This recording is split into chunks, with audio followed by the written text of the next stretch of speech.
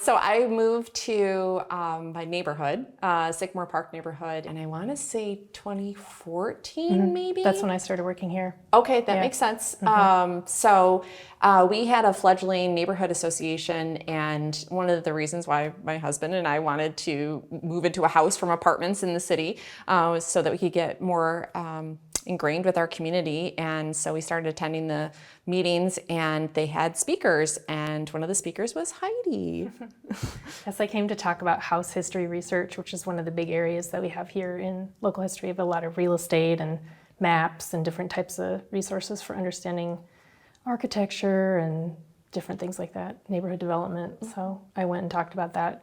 They became volunteers in the library in their own time. Every Wednesday night they would come in for an hour or two and help us with those real estate collections, which we were in the process of doing conservation work on, refolding, enveloping and taking out staples and stuff like that. And just by nature of being in here every week, I think Erin started to absorb kind of what we do down here, and then following some career changes, moving over into the city, it was like, oh, there's some potential for working together. Let's figure out what this might look like. And it has been over a number of different things, different departments in the city, and just everything from little odds and ends, question, answer kind of thing, all the way to much more elaborate projects that we've been doing recently.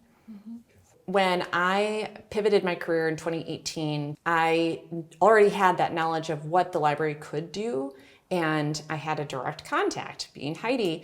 And so I was tasked with different projects and programming. I called upon Heidi, and fortunately she answered with different questions and things of how to enhance the programs that we were tasked with the neighborhoods and citizen engagement department. The city is just a gold mine of untouched material, and every time we get in one of these vaults, it's like, oh, we could do this, we could do this. It's endless. And so, we don't even have to try that hard. There's so much stuff waiting for us to get into. And I'm just naturally curious, and I love paper and history, and so I pepper Heidi with a billion questions of like, what do you think this means? And then she'll pick up, say something that I'm like, I didn't even think about that. And so it's so easy to just come up with projects. I mean, it's never ending.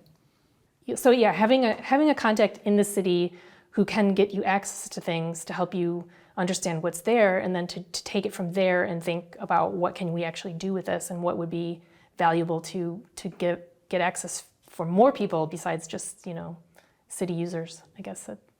Heidi has just been so good about like, oh, well, we have this piece of technology, in the city, because, digitizing is like, well, you could just do that on the copier, that'd be fine. And it's like, yeah, but maybe not. The resolution is going to be, terrible.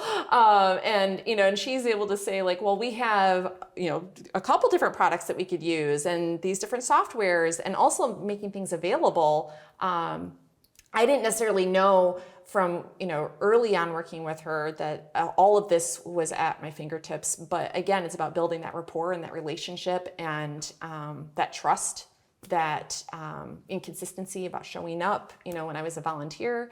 The library went under a renovation, 2017, 2018, sometime in there. And she made special arrangements to have some of the real estate boxes go to another location so that my husband and I could continue doing the volunteer project. She didn't have to do that.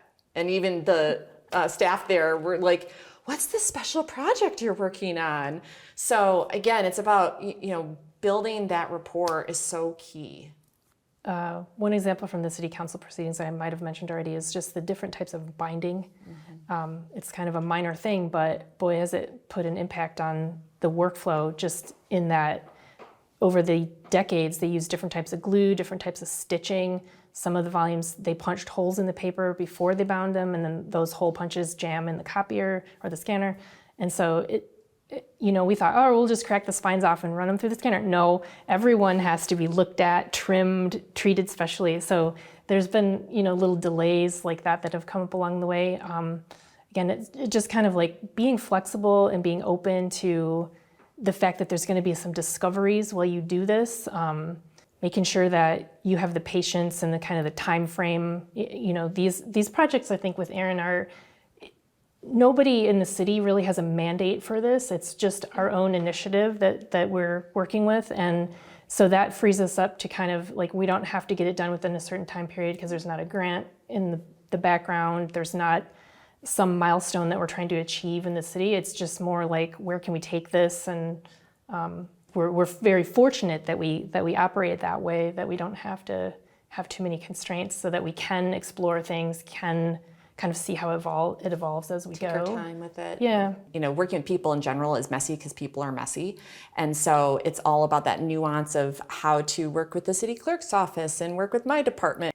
Depending on who you're interacting with, sometimes they're like, well, why do you want to know? You know, what are you going to use this for? You know, again, there's some hesitation.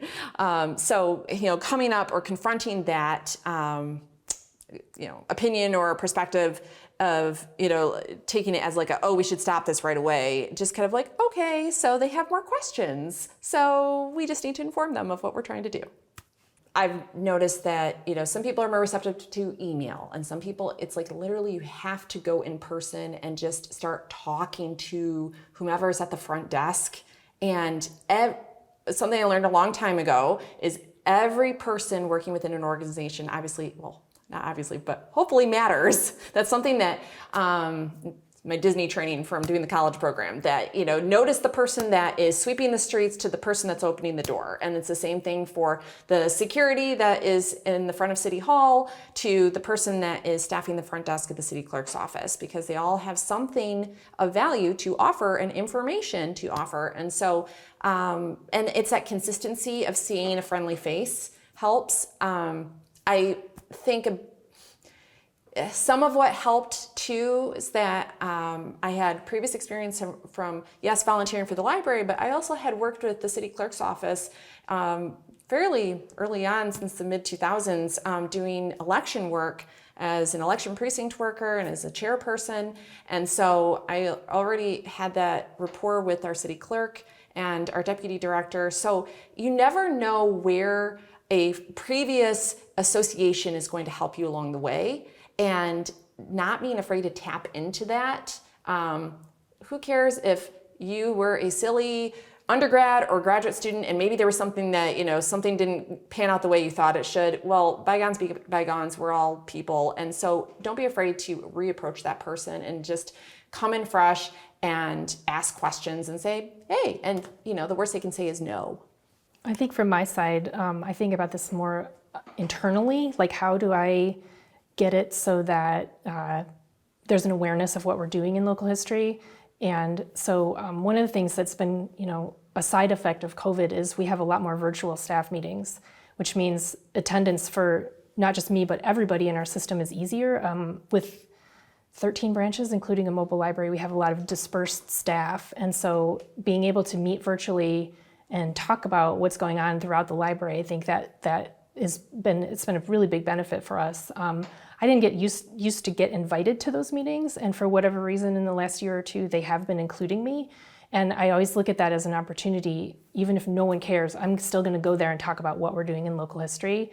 And you know, we have had branch head turnover a little bit in the last few years, so it's a chance to just kind of plant the seed about what we have, what we do here, and what they, when they're interacting with their various townships and, you know, cities and their communities, what they can say, well, we know they're doing this for Lansing, so why don't you guys consider it for Leslie or Stockbridge or any of our other smaller communities where they may not have the kind of resources. You know, that's, I think, the greatest thing for me is to put the information in the branch heads and the other staff's minds. I spent a lot of time before I had good connections in the city just studying the website, which I think, you know, that can go in a lot of directions, but on the surface it tells you how does the city function based on how updated it is, how much information is actually there, but then what are the departments in this city, who are the key players, what kind of information are they putting out there for the public to consume, minutes, different reports and stuff like that.